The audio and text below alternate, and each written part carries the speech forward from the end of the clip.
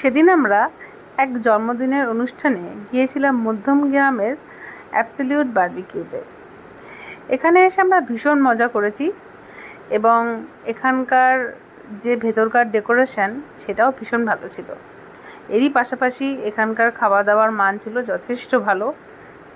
প্রথম পাতে যে খাবারগুলো আমরা খেয়েছিলাম as a tiffin or starter, সেখানে যেসব খাবার ছিল সেগুলো এখানকার ওয়েটার দাদারাই আমাদের সার্ভ করেছিল, এবং তারপরে যে মেন কোর্সের খাবার ছিল সেটা ছিল বুফে সিস্টেম, এবং তার মধ্যে আমিষ আর নিরামিষ দু রকমেরই ব্যবস্থা ছিল। তাই ভেজিটেরিয়ান বা নন ভেজিটেরিয়ান যারা, তাদের কোনো অসুবিধা হবে না। এছাড়াও এখানে বিভিন্ন রকম মিষ্টির আয়োজন ছিল। যার যেরকম পছন্দ হয়েছে সে সেরকম মিষ্টি খেতেই পারো।